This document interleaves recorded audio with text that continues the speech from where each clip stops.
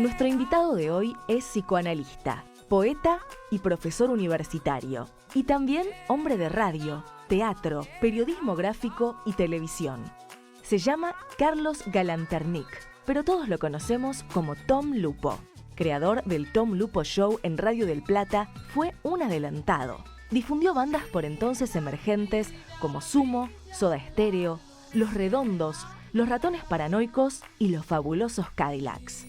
También realizó recitales de poesía, popularizando autores como Lorca, Hellman, González Tuñón, Pizarnik, Girondo, Marechal y muchos más.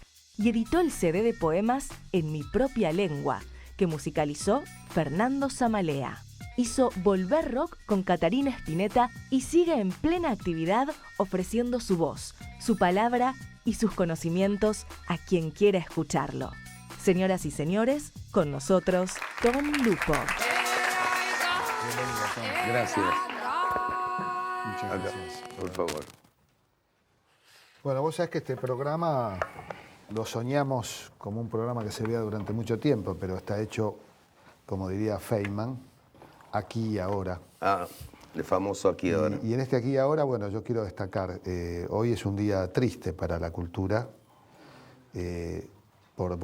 por la partida de Octavio Getino, un gran intelectual, cineasta, un referente cultural argentino, que es además pariente tuyo. Sí. Uno dice es, cuando se va un grande uno sigue conjugando en ese tiempo, ¿no? Y vos venís de la despedida final de él. Sí. Con una cierta tristeza, obviamente grande, ¿no? Y que además de haber hecho, formado el grupo Liberación, que fue todo un antes y después en la historia del cine político, ¿no? Con el Chango Vallejo, con Solanas en esa época, y de haber hecho 2 reportajes importantísimos a Perón en Puerta de Hierro, ¿no? Que después se pasaron mucho tiempo. Se siguen pasando. Se siguen pasando porque era un momento muy lúcido de Perón, una explicación extraordinaria. Se dedicó muchos años a la investigación de toda la producción cultural de América Latina, tanto de cine como de libros. Es considerado el investigador más serio que hubo, de hacer ese raconto, ese balance de lo que pasaba en Latinoamérica, que no había estadísticas serias, ¿no? Tuvo un observatorio que dependía de la UNESCO y dedicó años de su vida a eso. Muchos estudiantes lo toman como referencia a ese tipo de investigaciones. Una persona de un trabajo serio, y tenía ya la visión de una Latinoamérica antes de que se produjera este acercamiento nuevo Tal que hay cual. en Latinoamérica, ¿no? Sí, conceptos como el espacio audiovisual, Claro. de gran valor hoy, Sí, que entendemos la relación entre lo audiovisual, la comunicación, la cultura y la política, los introdujo él. Exactamente. Definiciones como industrias culturales también fueron, yo no digo que no sé si las ha inventado él, pero que él las instala con todas sus reflexiones. Y además un gran, digamos, que utiliza siempre en la investigación la seriedad de la estadística, ¿no? La medida, el diagnóstico, como para sobre el diagnóstico construir realidades. Creo que el mejor homenaje que podemos hacer es tenerlo como referencia. Quienes estudian, aquí hay alumnos de distintas carreras, de periodismo, después vamos a nombrarlos. Recordar a Octavio Getino, que aporta a la cultura en general, al cine, fue director del Instituto Nacional de Cine y Artes Audiovisuales, fue en tiempos del gobierno de Cámpora, estuvo a cargo del ente de calificación. Que irónicamente hizo todo al revés. Anuló la calificación. Anuló la calificación. Por lo cual fue procesado durante muchos años. Sí, porque permitió que se diera Último Tango en París. Tal cual. Y yo la vi.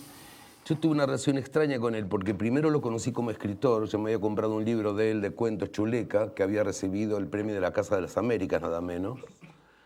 Y después vi Último Tango en París gracias a él, esa semana que se dio, que después se levantó y le hicieron un juicio penal por eso. Tal cual, muchos años se habló de eso. Muchos años, exactamente. Él se ¿no? tuvo que exiliar incluso, ¿no? En la época de la dictadura se salvó porque lo fueron a buscar a la casa de la mujer, porque se había separado y no lo encontraron, robaron todo porque, bueno, como yo estoy casado con una de sus hijas, me enteré de la historia, le entró el ejército, robaron toda la casa, lo buscaban a él, y él se enteró y se tuvo que exiliar en Perú y después en México. Director de La Hora de los Hornos, junto con Pino Solanas. Bueno, vos lo dijiste, las entrevistas a Perón, en fin. En Puerta de Hierro, ¿no? Sí, en la época del exilio de Perón. Sí. Era uno de... Él tal vez no lo supo nunca, estaba en nuestra lista. Yo ni siquiera me había enterado de la gravedad de su enfermedad y me enteré de su partida sin anestesia. Así que valga este tiempo y la presencia tuya como para traerlo a él aquí. Y bueno, insisto, a quienes estudian, en general, a quienes tienen una preocupación por lo propio, por Argentina, por América Latina, por la cultura, por el cine, por el periodismo, tener en cuenta que ahí está Octavio Getino con su gran obra para enriquecernos. Así que bueno, vaya esto como... Bueno, Tom, sigue la vida y yo valoro que estés aquí porque precisamente esa es la concepción que creo lo animaba y nos anima a todos, ¿no? Absolutamente. Seguir produciendo y seguir defendiendo los ideales. Y vos sos todo un personaje también. Estamos hablando con Tom Lupo. Para muchos, ¿cómo te recuerda la gente más? Mira, como por el Tom Lupo Show, por lo que estás haciendo ahora en Radio Nacional. Tengo dos públicos, digamos, los que valoran lo que fue casi un accidente en mi vida, que fue inaugurar una sección de demos en un programa muy masivo que se llamó Submarino Amarillo. En esa época solo se pasaban los discos de las discográficas que pagaban por las pasadas. Me acuerdo perfecto. ¿Era Radio del Plata? Radio del Plata, exactamente. En la calle Santa Fe. Exactamente, que transmitía el único programa junto con 9 PM, que lo hacían Lalo Mire y Elizabeth Bernassi una hora antes. Nosotros íbamos todos los días, de lunes a lunes, 4 horas, y era los únicos dos programas que se transmitían por AM y FM al mismo tiempo, o sea que lo escuchaban en Capital y lo escuchaba gente del interior. Y venían grupos a verme, grupos nuevos, con demos. Demos era que grababan en un cassette 1 o 2 temas en un estudio y todavía no tenían el disco y querían ser difundidos. Y en ningún lugar aceptaban eso porque no era negocio. Claro. Yo ya en esa época era psicólogo, me había tropezado con la obra de Hernández Arrey, de Scalabrini, de Jaureche, gracias a un profesor que tuve, que ya después te voy a contar cómo fue ese accidente también. Y a mí me parecía una especie de crimen directamente que el 95% de la música que pasara en las radios fuera en inglés. Ya tenía la noción de lo que era robarle la lengua a toda una generación, que no. Me encontraba con pibes que decían, a mí los Rolling me cambiaron la vida. Le digo, ¿y cuál fue la letra que más te impactó? No, yo inglés no sé, pero me cambiaron la vida. Y no era posible. Porque Heidegger decía que cuando uno lee algo en otro idioma y no lo entiende, escucha una canción, puede producir una ensoñación, pero para que haya un viaje tiene que estar la propia lengua, para que haya un salto de un lugar a otro, ¿no? Incluso el problema de Heidegger son las traducciones de Heidegger. Además. Porque sí, ya traducir a Heidegger del alemán incluso el alemán de Heidegger, que es un alemán de Friburgo, más campesino, entonces llegar a Heidegger, lo más difícil es sortear el problema del idioma, ¿no? Totalmente. Después se me cruzó en la vida porque él fue el que defiende la tesis de que la poesía es oral, y yo a partir de ese momento le empecé a dar mucha importancia a la oralidad de la poesía. Pero volvamos a lo de los demos, que me parece interesante que lo conozcan algunos que no saben esa historia, que a mí un poco me daba vergüenza decirle que no a un grupo, porque un tipo que trae un demo, un grupo, no es un chico que escribió un poema en un bar porque lo dejó a la novia, te quiero mucho, te extraño. Es alguien que tuvo que componer una letra, una música, que tuvo que ensayar, comprar instrumentos, grabarlo y traerlo. Era un trabajo industrial y que no tuviera lugar para difundir, a mí me parecía realmente algo grave. Y escuchaba grupos que me llamaban mucho la atención, la calidad. Fui a escuchar un grupo llamado Redonditos de Ricota, que decía caramba, otro llamado Soda Stereo, otros Ratones Paranoicos. No eran, en ese momento nadie los conocía. Ni siquiera tenían discos los Redondos. Entonces los empecé a recibir en el programa como con los demos. 1981, 1982. 82. ¿Sí? Todavía estaba la dictadura, digamos, había que ser cuidadoso además todavía, ya estaba aflojando, pero no. Y produjeron un gran impacto en el público esos demos. Llamaba gente del interior diciendo, ¿quiénes son esos Redonditos de Ricota? ¿Cómo suenan? O los Ratones Paranoicos, Fabulosos Cadillacs. Soda Stereo vino a ofrecernos hacer el jingle del programa para que le pasemos un poco la música, y el jingle del programa fue Soda Stereo. Entonces, una vez se está haciendo un poquitito de historia sin saberlo, porque jamás podíamos calcular la trascendencia que iban a tener esos grupos o virus, ¿no? Que realmente formaron una nueva poética dentro de la música nacional, que trasciende la idea de rock nacional. Yo creo que es música argentina, contemporánea, ¿no? Entonces hay un público que me conoce por eso, y mi relación con Luca Prodan, que también fue muy importante. Digamos, él me ayudaba en algunos programas, venía, que co-conducía conmigo, le gustaba mucho la radio.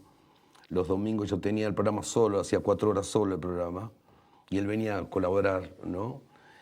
Y realmente fue Los Abuelos de la Nada, fue un movimiento muy importante de renovación de la música argentina.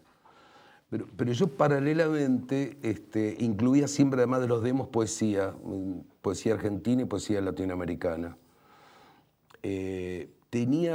Gracias a estos autores, tenía una idea de la importancia de lo nacional en un momento que era difícil ser nacionalista, porque estaba mal visto y estaba asociado a una concepción de la derecha, el nacionalismo. No había una concepción de nacionalismo sano, vos lo sabes muy bien eso. Sí, sí.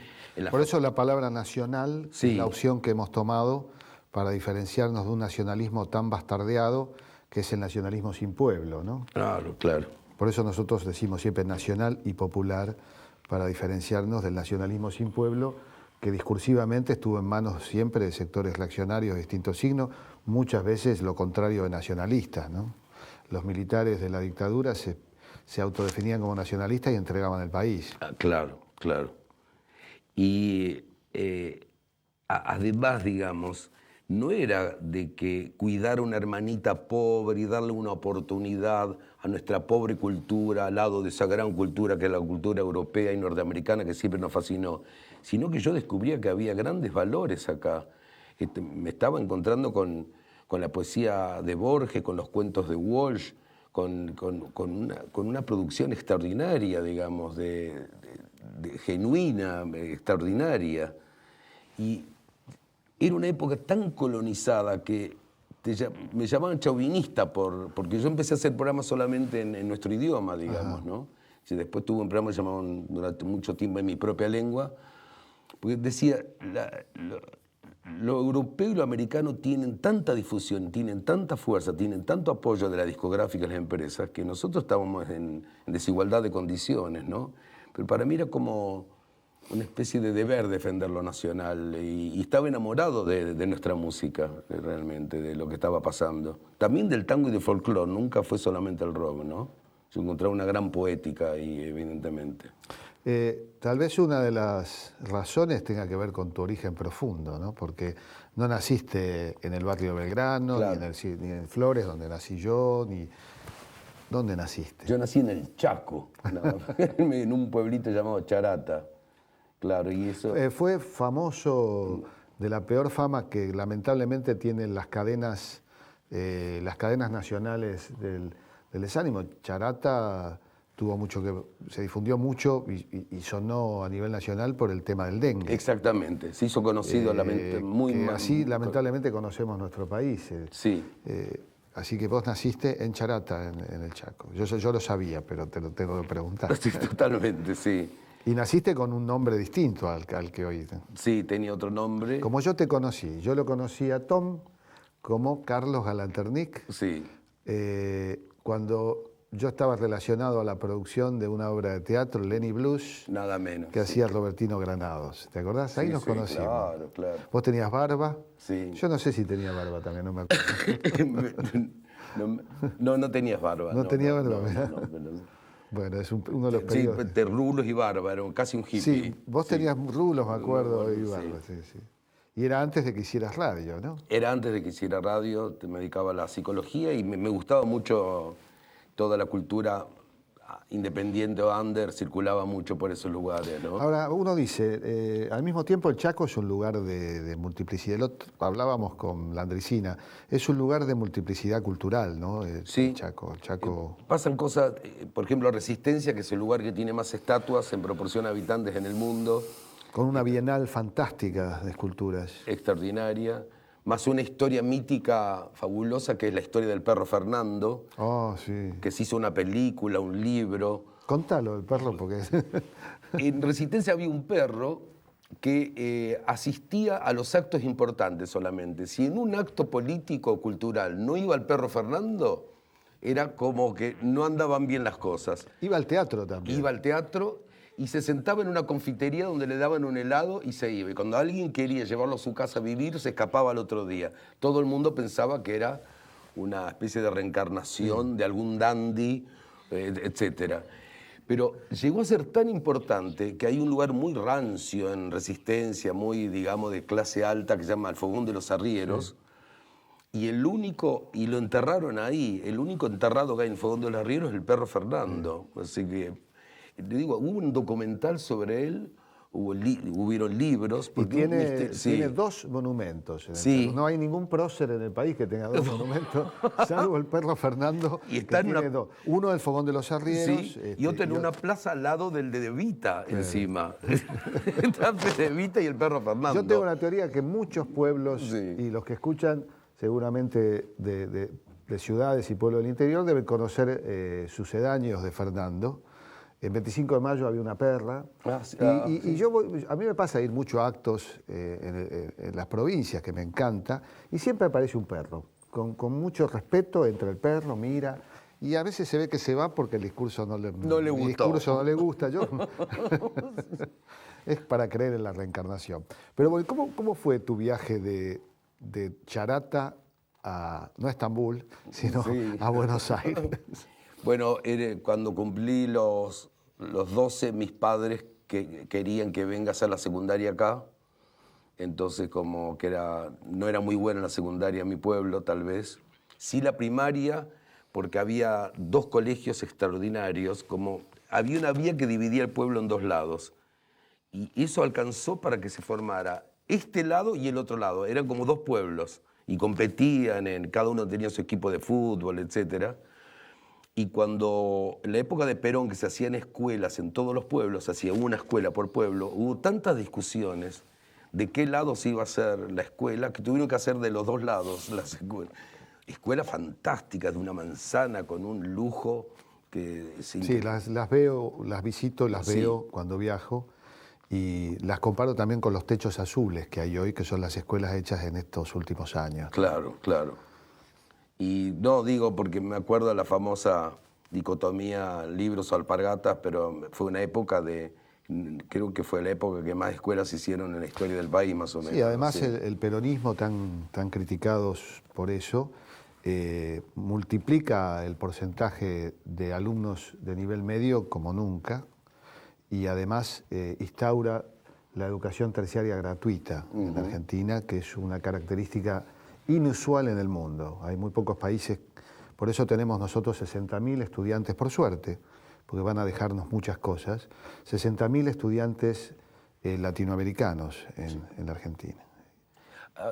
Yo digo, hay cosas de la Argentina, me acuerdo un pensador que decía, fuimos Grecia alguna vez y quizás podamos volver a hacerlo. Con ese asunto de la baja autoestima, viste ese latiguillo que la mayoría dice este país y no nuestro país, o encontrar defectos, uno se olvida de cosas increíbles. Por ejemplo, la reforma universitaria del 18, que se adelantó 50 años a reivindicaciones que luego fueron en Mayo francés y en Berkeley, que era el gobierno tripartito. Fueron cosas extraordinarias de adelanto, digamos, ¿no? En nuestro país. Fuimos Grecia, en esa época recordada melancólicamente por algunas élites, fuimos Grecia y había muchos hilotas, que eran los esclavos de Grecia. Sí, eso es verdad. Yo creo que lo interesante de ser Grecia es los hilotas. Bueno, vamos a un corte y seguimos conversando con Tom Lupo.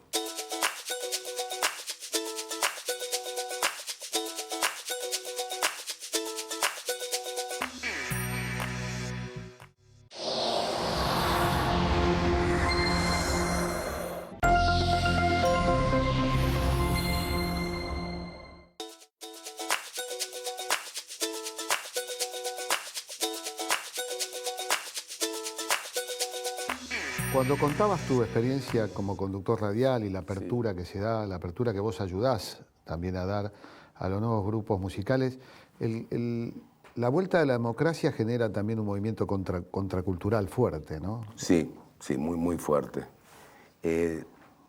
Hubo un hecho ahí que se prohibió durante un tiempo antes, durante la Guerra de las Malvinas, se prohibió la música en inglés por un tiempito. Sí. y ahí recurrieron a mí, que yo tenía muchos demos y música nacional, y se pensaba que no se podía hacer un grupo solo con música nacional, que no alcanzaba, y quedó demostrado que sí. Cuando terminó la Guerra de las Malvinas, seguimos con una proporción por primera vez mayor de música nacional que importada. Era 80 nacional y 20. Y el programa llegó a ser líder. Quiere decir que se trata de oportunidades muchas veces. Se trata de darle un lugar a la difusión. Yo hice en esa época un concurso de letras, que el ganador lo musicalizó Soda Stereo. El ganador escribió una letra que se llama Persiana Americana. Ah, Persiana Americana. Bueno, nada menos, que ese tipo ganó muchísimo. ¿No es del grupo de Soda esa letra? No. Salió de un concurso que hicimos con Claudio Kleiman y Daniel Cohn, que era el autor de La Noche de los Lápices, director de suplementos y de Clarín en esa época. Recibimos 5.000 letras. Y además algunos de esos escritores se los pasamos a grupos como a Hit, porque me dije, este es muy bueno, usalo. Abrimos el juego para que muchos de los pibes que mandaron sus letras tuvieran trabajo. Llegó una letra que decía, todo cae, todo cesa. Esa ya la apartamos y esto es bueno, hay algo. Y Persiana Americana fue producto de un concurso, y Soda Stereo tuvo, digamos, el gesto noble de incluirlo en un disco. Sí, porque ¿no? casi todos eran temas propios, ¿no? Totalmente. Y el pibe ganó un montón de dinero, un pibe de muy bajos recursos, ganó un montón de dinero por los derechos de autor en Sadaic, ¿no? También hice un concurso de poesía. Yo digo, eso significa que si uno abre la puerta, hay muchos talentos esperando una oportunidad. Hoy hay un programa que se llama un concurso, Maravillosa Música, Sí. que convoca precisamente... ¿No sos jurado de Maravillosa Música? No. Tendrías que ser jurado. Me propongo, sí. Y yo creo mucho en el accidente, con comillas, en el accidente, el sentido nietzscheano, que él decía, no cualquiera se merece un accidente. Que una vez se lo comenté a Virginia Innocenti, hicimos un programa con ese nombre en Radio Municipal, claro. ¿no? Porque a ella le encantó eso, coincidía con algo de su vida, ¿no? Y dijo, esa frase es maravillosa, porque en el fondo significa que depende de lo que te pase, el uso que le des a lo que te pase. Y el tipo se queja porque lo echaron de un laburo y al año se encuentra que encontró su vocación y le va mucho mejor, y lo que él pensó que era una desgracia, bueno. Hubo un pequeño accidente en mi casa que mi viejo, venían viajantes a ofrecer libros y a él le gustó mucho una colección por el lomo, porque era un cuero de Rusia, etc. Yo tenía 8 o 9 años, empecé a bajar algunos libros, me encontré con Crimen y Castigo de Dostoyevsky y lo entendí. Mirá, un buen escritor, una gran novela que la puede leer alguien con un ojo psicoanalítico o darle mucho sentido. Yo la entendí perfectamente, me acuerdo de Raskolnikov todavía. Pero eso hizo que yo leyera mucha literatura europea y muy poca literatura nacional o latinoamericana, hasta que en el secundario me encontré con otro accidente. Yo lo conté en una película, en Homo Viator, que entró un profesor y dijo, mire, yo debería enseñarles educación democrática, pero en este momento era alguna dictadura de turno, ¿no? Trata de Songanía. Dijo, no sirve para nada, así que yo les voy a leer literatura latinoamericana y si ustedes no me traicionan, están todos aprobados. Se sentó en una tarimita y nos empezó a leer un cuento fuertísimo, María la Rubia, de Dalmiro Sáenz, donde un tipo termina haciendo el amor con la madre sin saber que era la madre en el sur, que para nosotros fue 15 años teníamos. Ese tipo se llamaba Haroldo Conti. Casi nada. Casi nada. Y por él empecé a conocer a Walsh y a Cortázar y me fascinó. O sea, entré en la literatura latinoamericana y después fue que terminé con Arregui y con Carlos Ortiz y que me abrió todo un panorama extraordinario. Pero digo, a veces, como un docente se juega, porque se estaba jugando ya el puesto de eso, después se jugó la vida, después fue un desaparecido, ¿no? De la dictadura, uno de los tantos desaparecidos. Como un tipo que te motiva te puede cambiar, torcer el destino 1 milímetro, ¿no? Yo soy profesor en la Universidad de Loma de Zamora y me encuentro con chicos que terminaron secundario que salieron sin leer una novela a veces, ¿sí? Yo tuve en el primario, en 5º grado, a Blas Matamoro de maestro, uno de los grandes intelectuales argentinos, luego director de publicaciones del Instituto de Cooperación Iberoamericana, y en el secundario a Luis de Lepiane, sobrino del de Lepiane de Forja. Y esos dos maestros realmente motivaron mi vocación y me orientaron. Lo cual puede ocurrir de muchas maneras, con un profesor, con un maestro, con un libro también, ¿no? O con muchos libros. Pero qué importante encontrarse con una figura así. Pero ¿sí? Haroldo Conti, bueno, es... Sí, sí. Vos te has definido como un obrero, como un hijo putativo del lenguaje. Sí. ¿Cómo es eso? Y porque me di cuenta que me dedicaba al psicoanálisis, a la radio y a la poesía, me di cuenta que el común denominador de eso es la palabra. Que yo trabajaba con el lenguaje, digamos, ¿no? Psicoanálisis obviamente tiene que ver solamente con el lenguaje. ¿Sos lacaniano? Simpatizo con la obra de Lacan, pero hay que atreverse a decir soy lacaniano porque lleva muchos años, es una lectura muy difícil, y Mazota, que fue un gran introductor de Lacan en Argentina y en España, dijo, hay gente que daría la vida por Lacan sin haber abierto una página. Hay que ser cuidadoso con eso, pero me parece que el pensamiento de Lacan es extraordinario. Hizo una relectura de Freud mucho más avanzada, tomando en cuenta la lingüística que lo que había hecho Melanie Klein, porque uno necesita intermediarios para encontrarse con los grandes autores. Y soy admirador de muchas de sus frases, de muchos de sus seminarios, y bueno, lo incluyo digamos, en mi forma de trabajar como psicoanalista, digamos. Pero Lacan, que introdujo esa manera de ser como un pesquisa de las palabras, ¿no? Sí. A mí me gusta un juego que vos que has hecho, que es esta relación, quiero que nos lo va a contar ahora, esta relación entre las palabras y las profesiones o los roles. ¿Tenés algunos ejemplos? Sí, que originalmente viene de una idea de Freud que se llamaba la sobredeterminación del significante, que está sobredeterminada la historia de uno y cómo a veces los apellidos influyen en tu historia, digamos. Por ejemplo, ¿de casos tenés? Por ejemplo, el dueño de la Lecherísima, la empresa láctea más importante de la Argentina, se llama Mastelone, que significa teta grande. ¿No? En Junín y Córdoba hay una pompa fúnebre que se llama Marchito Hermano, con doble T. ¿Sí? Está Automotores Piña, Inmobiliaria Paredes, Direrías Glasserman, que significa hombre de vidrio, ¿sí? Una jefa del Ministerio de Bienestar Social de la parte de nutrición se llamaba Gordita. Y el ejemplo más increíble que yo encontré, porque ¿cómo se va a dedicar a eso con ese apellido? Es Sanitario Sortelli. ¿Sí? Si no hay una prueba de la influencia, digamos, ¿no? Crónica de un oficio anticipado. De buen título eso, totalmente. Bueno, ¿no? en los apellidos judíos es muy común. Lo de Glasserman es una tradición familiar. Es verdad, ¿no? es verdad. Hay muchos, sí. Goldman. Sí, totalmente. El oficio se transforma en apellido. Entonces hablamos del lenguaje del psicoanálisis, de la radio, y viene ese otro gran amor que ahora estos años me ocupa casi todo mi tiempo, que es la poesía, que en algún momento fue una cosa muy popular, muy al acceso, cualquiera podría hacer un poema porque cualquiera puede hablar en general y es uno de los pocos bienes sociales más repartidos del lenguaje. En Japón hay una costumbre de que las familias cuando van a visitarse llevan haikus, que son poemitas de 3 frases. Sí. Iba caminando, la luna me iluminó y pensé en ti. Se lo regala un chico que va a ver a una chica y cuando son invitados se regalan esos pequeños poemas, digamos. Después se convirtió en una cosa de élite. Pero yo me empecé a fascinar con la poesía argentina y latinoamericana porque me parece... Yo creo que en este momento la mejor poesía del mundo se está produciendo en Latinoamérica, no tengo la menor duda. Estoy en un programa de lunes a viernes en Radio El Plata que se llama El Pez Náufrago, que es un poema de Macedonio Fernández. Ese es el poema, El Pez Náufrago, 3 palabras nada más, ¿no? Difundiendo poesía argentina y latinoamericana. En Radio Nacional los domingos difundiendo poesía, solamente de la provincia de Buenos Aires.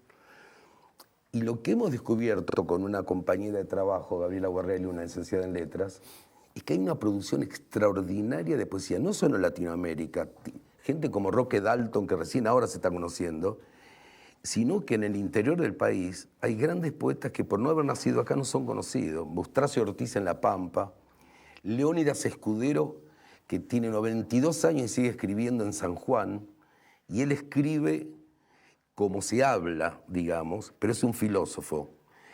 Me atreví a pedirle a la producción que me imprima un poema de él. ¿Te animás a que te lea un poema de él? Por supuesto. Fíjense cómo como un Dijiste el nombre, repetible. Leónidas Escudero, de San Juan. Ya están anotando, de San Juan, para que se metan en internet. Tiene un poema que se llama La Medicina, en vez de medicina, porque él escribe como se habla en la zona. Miren qué poema. Dice: les diré que me encuentro adolorido por mujer que me desposeyó de ella. Quitó lo que me daba y me en casi sin aire deja.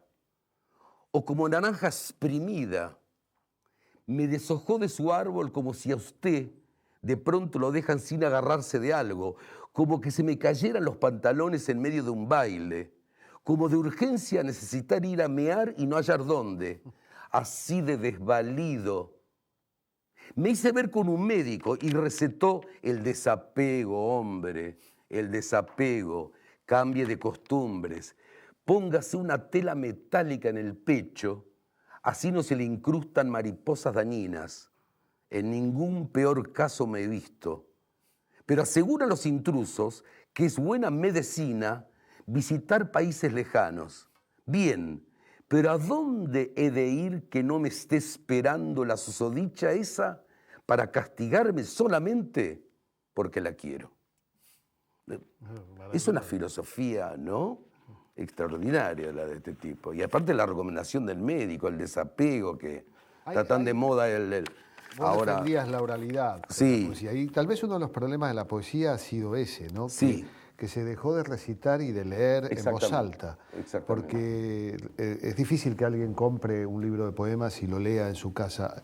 La primera receta es leerlo en voz alta, leerlo acompañado, si es posible, leer Hacérselo leer por otro. Leer, memorizar también es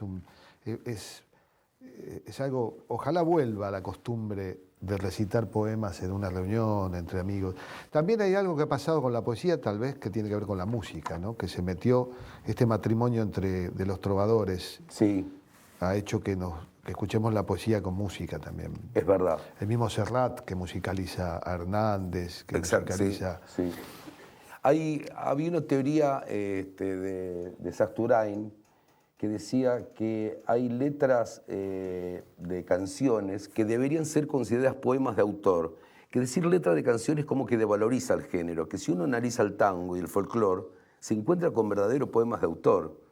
Y uno agarra un tango de Mansi y lee, por ejemplo, a Yuyo del suburbio su voz perfuma. Eso es una cosa, eso es poesía. ¿Dónde estaba Dios cuando te fuiste? Mirá qué ejemplo me estás dando increíble. Yo enseñaba en la Universidad de Doma de Zamora, en una de las clases que daba, quería explicar cómo a veces la poesía nombra en ausencia y es más fuerte que pronunciar. Claro. Y encontraba siempre un ejemplo de un poema español que decía: dale limosna, mujer, mira que no hay nada como la pena de ser ciego en Granada. Entonces no dice en ningún momento que es la ciudad más bella del mundo, pero si la peor pena es no poder verla, la ciudad más bella del mundo... Es verdaderamente una de las ciudades más bellas del mundo. Claro, pero es más fuerte esa ausencia de insinuarlo. Y no encontraba un ejemplo en castellano hasta que encontré esa frase: ¿dónde estaba Dios cuando te fuiste? Porque es tan grande el amor y el dolor que siente que le reclama a Dios que cómo no estuvo presente. Es como una prueba de la no existencia de Dios. Totalmente. Pero mira, ese es el ejemplo que yo encontré para reemplazar, porque quería encontrar un poema argentino. Me decía, el director me sopló uno y lo voy a decir: sí. Acobardado como pájaro sin luz. Oh, claro. Es un pájaro que tropieza contra la... ¿no? Que está bien en un tango. Está en un rinconcito quieto. Uno podría decir asustado como pájaro frente a un espejo. Qué bueno, qué bueno. O una definición del bandoneón que hay en el tango, que sería intraducible al alemán o al italiano: tu ronca maldición maleva. Es de una fuerza...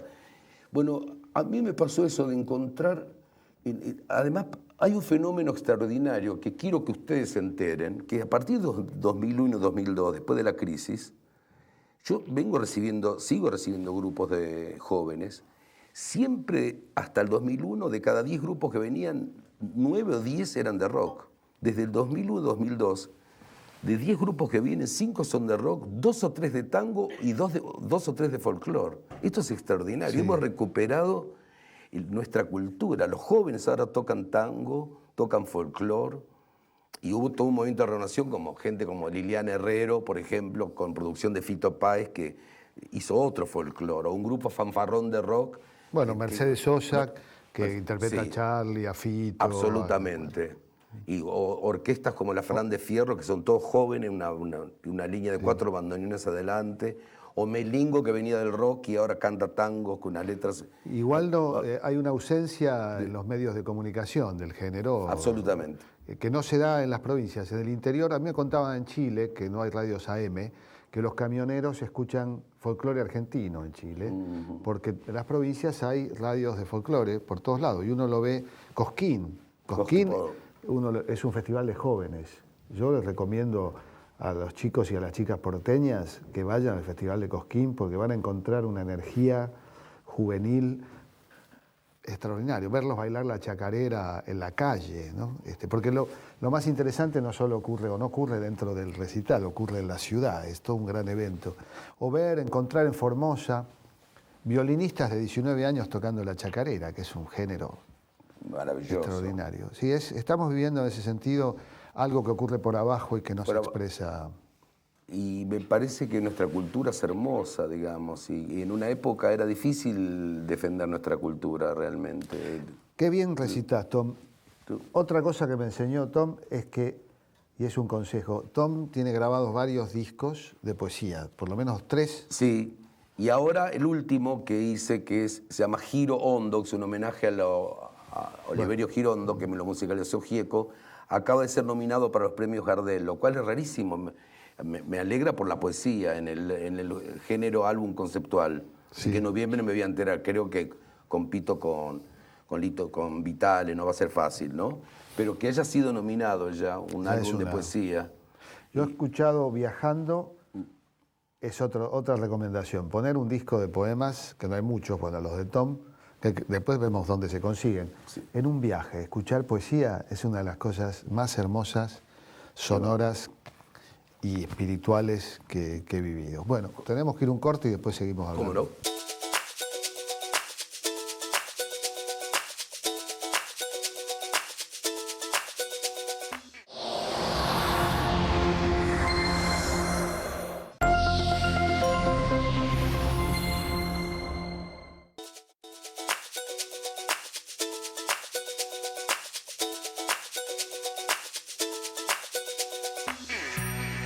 Bueno, vos sabés que tenemos, como se nota, invitados todos los programas. No los mencioné, creo, al principio. Carrera de Periodismo del Instituto Sudamericano de Enseñanza de la Comunicación, Mundo Villa Periodismo, Taller Pura Palabra, Carrera de Periodismo de la Universidad de Avellaneda y el Taller Literario Pope Moro, que ya han estado. Bueno, vamos a permitir que te hagan algunas preguntas. Aparte de bueno que haya talleres literarios, estuvimos hablando de poesía, ¿no? Sí, claro. Que vas a recitarnos algo. Algo más. Sí. Bueno, primera pregunta. Buenos días. Mi nombre es Carlos Burgos, soy parte del Taller Pura Palabra y estudiante de UBA. Quería hacerle una pregunta sobre los productos culturales, que si es posible lograr que exista una difusión cultural para productos que podría llamarse originales y que no dependan de una demanda prefabricada por la industria cultural. O sea, si se puede lograr un grupo que quiera decir algo distinto o se trata de reproducir franquicias de otros lados con un tinte argentino, por ejemplo, o de un tinte latinoamericano, que creo que es la tendencia actual.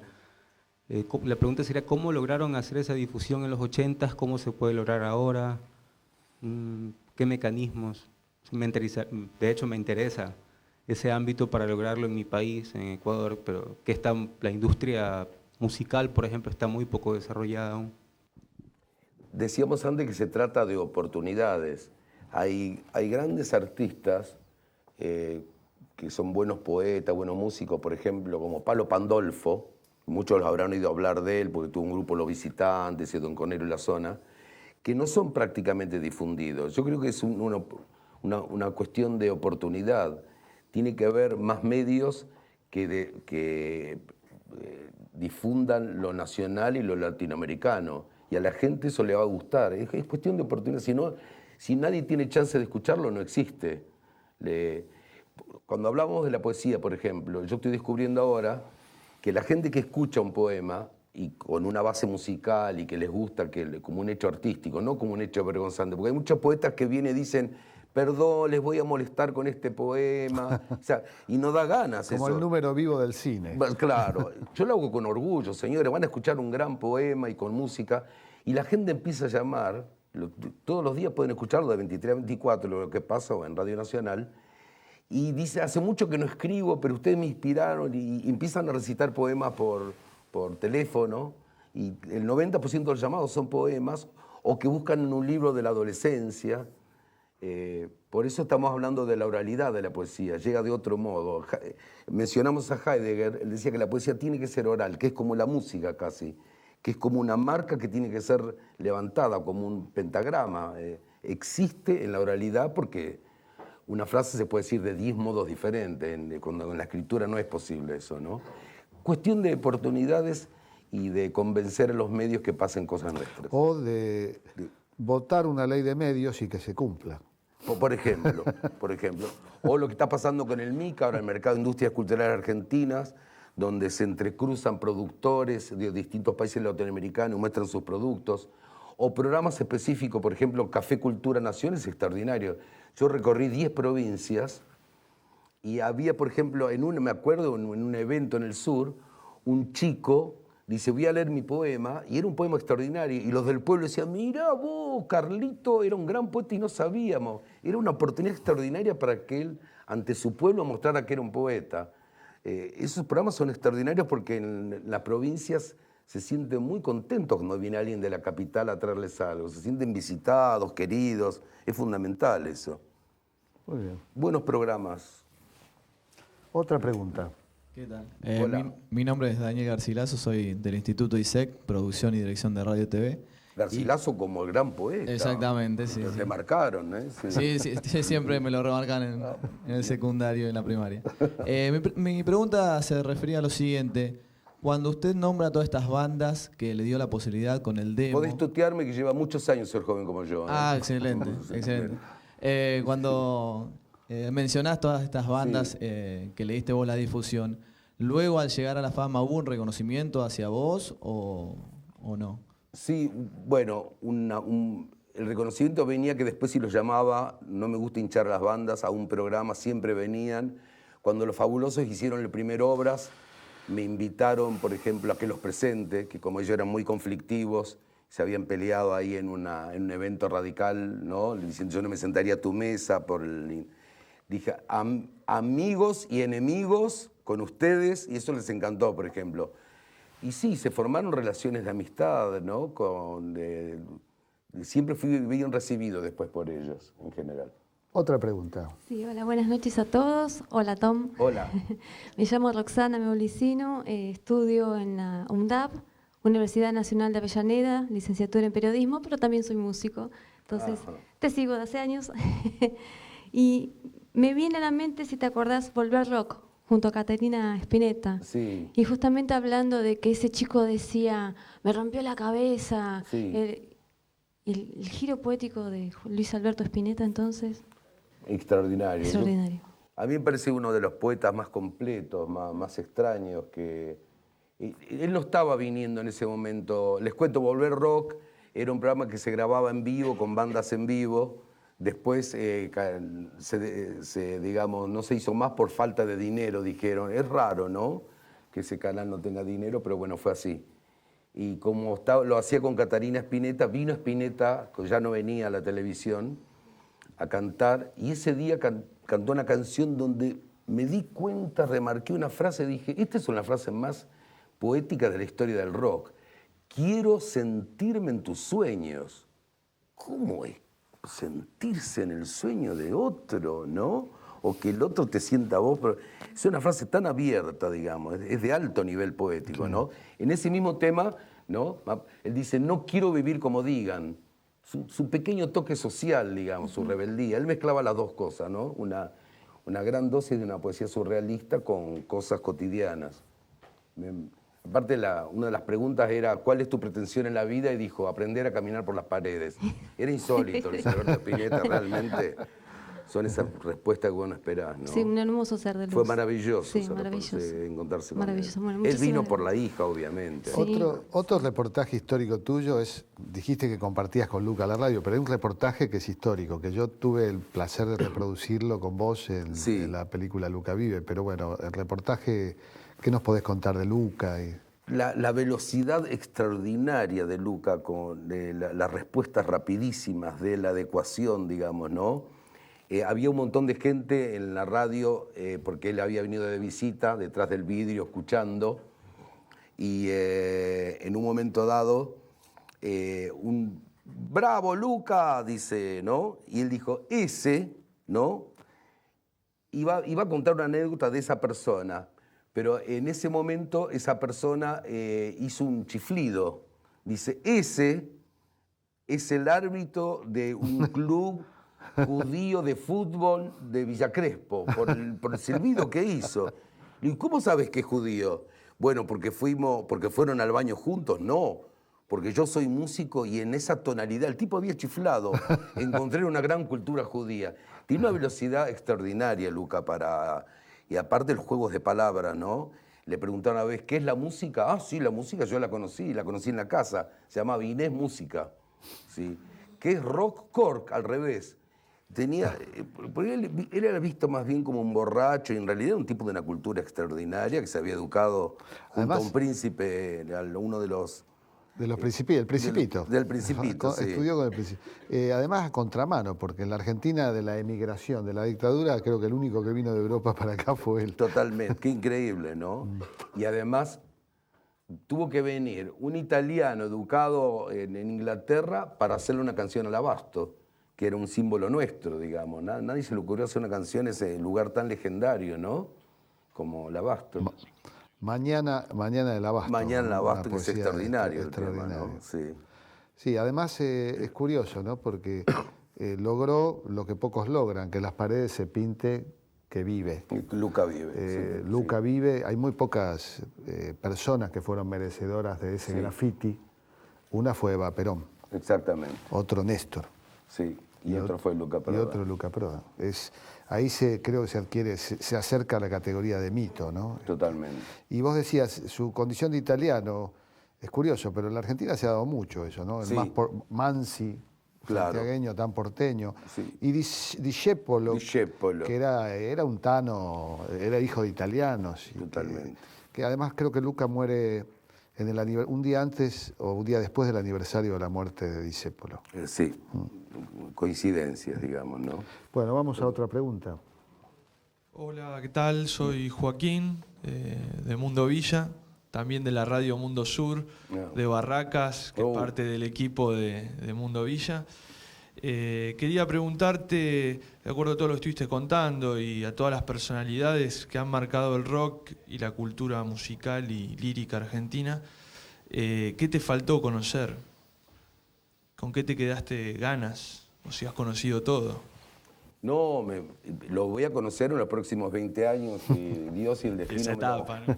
me lo permite. Estoy conociendo siempre nuevas generaciones que traen nuevas cosas. Hay un músico jovencito que es multiinstrumentista, se llama Axel Krieger, que está haciendo una obra extraordinaria, que no se difunde, bueno, porque no...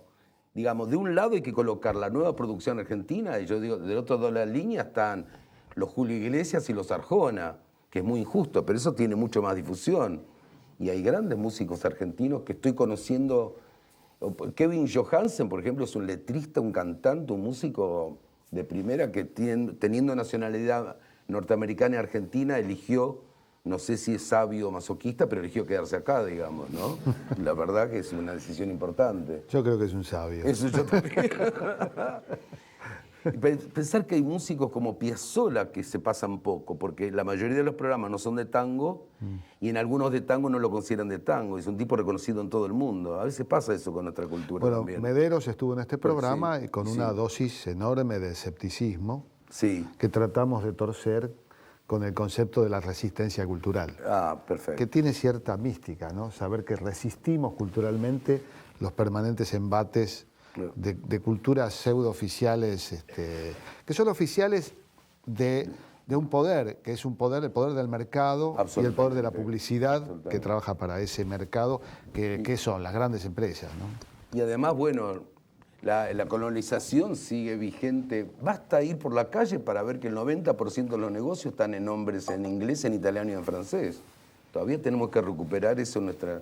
Bueno, es más conocido Superman que Paturuzú. Jorge Asís, cuando era secretario de Cultura y sacó un proyecto de que se prohibiera el uso comercial de los... Es verdad. De palabras en un idioma que no fuera el castellano. Se armó un escándalo. Lo rajaron por eso. Pero recuerdo la indignación de muchos comunicadores, que era como, digamos, jamás vi defender a la patria propia como la patria de la lengua ajena. Claro, totalmente. Era como sorprendente, ¿no? Y pobre, digamos, una de las causas nobles que defendió, junto con algunas de sus muy buenas novelas, fue esa, ¿no? Y creo que, bueno, hay heridas que no cierran. El lenguaje es la casa del ser, decía Heidegger, ¿no? No es poco decir, ¿no? Y es la patria también. Es la patria, absolutamente. Por eso nuestra patria es grande, porque nuestra lengua está muy extendida, ¿no? Bueno, vamos a elegirte una poesía así que te guste mucho. Bueno, de alguien que primero decime, tus poetas predilectos, algunos. Bueno, Fernando Pessoa, Alejandra Pizarnik, Paco Urondo, Girondo, Juan Gelman. Eso me parecen poetas extraordinarios, ¿no? Olga Orozco.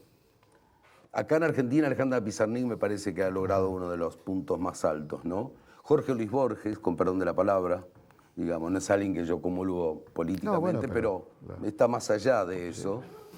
Y en lo internacional, Fernando Pessoa me parece uno de los más grandes poetas de la historia, digamos, ¿no? Pero en la poesía argentina, Macedonio, por supuesto. Octavio Paz, que a pesar que fue castigado con el premio Nobel, un gran pensador, llegó a decir que el origen del surrealismo hay que alocarlo en la Argentina, en la obra de Macedonio Fernández y de Girondo, cosa que a los franceses no les gustó mucho. Porque en 1920 nadie decía cosas como Macedonio. Lo invitaron a la presentación de un libro de un poeta, había 100 sillas y había 3 personas. Y esa noche escribió: faltamos tantos ese día que si faltaba uno más no cabíamos. No había una escritura así en el mundo, no había ese pensamiento. O él tenía un poema de 2 palabras que nadie había hecho en la historia en ese momento. Discrepo desesperadamente. 2 palabras, Macedonio Fernández. En 1920. Girondo también, ¿no? Hacía poemas con neoplasmo, cambiando el lenguaje. Ahora, en la literatura argentina, creo que el gran trabajador del verbo, de los adjetivos, del sonido y la música es Jorge Luis Borges, me parece uno de los más grandes poetas. ¿Vas a recitarnos algo? Un breve poema de él se llama La lluvia, donde uno descubre que él usa las funciones del arte encontrarse con lo perdido, ¿no? Como la mitología, con lo imposible. Él inventa este poema para encontrarse con el Padre. Inventa una lluvia que parece que está sucediendo y hay una palabra clave en medio del poema. Él tiene que elegir una palabra. Imagínense que están escribiendo un poema y tiene que decir que esta lluvia va a tocar unas uvas negras, esta lluvia mojará, esta lluvia rozará. Él encontró una palabra exacta: esta lluvia alegrará. Entonces con eso le da brillo, humanidad. Es una palabra exacta para ese poema. Bueno, él también se mete en el poema, se mete como protagonista, ¿no? El que escucha esta lluvia y recuerda cuando no era ciego. Todo eso en un poema de 1 minuto y medio y el encuentro con el Padre. ¿Te parece? Sí, por supuesto. Bruscamente, la tarde se ha aclarado porque ya cae la lluvia minuciosa. ¿Cae o cayó? La lluvia es una cosa que seguro sucede en el pasado. Quien la oye caer ha recobrado el tiempo en que la suerte venturosa me reveló una flor llamada rosa y el curioso color del colorado. Esta lluvia que ciega los cristales alegrará en perdidos arrabales las negras uvas de una parra en cierto patio que ya no existe. La mojada tarde me trae la voz deseada de mi padre que vuelve y que no ha muerto. Bueno. qué poemazo, ¿no? Aparte, eso de que sucede en el pasado, yo digo, ¿cómo sucede en el pasado? Yo me acordé que la lluvia la descubrí en el Chaco. Primer día que me mojé, el olor a tierra mojada. Ahora es un inconveniente la lluvia. Llevate el paraguas, pero el descubrimiento de la lluvia es en el pasado. Está muy relacionado con la melancolía. Sí. Bueno. ¿Tenés como un celular que acompaña a tu poesía siempre? Sí, hace un ruido. Me voy a apagar, lo dejé en vibrador y suena bien. Bueno, vamos a acompañar la poesía del celular con un aplauso. Gracias, Tom. Gracias.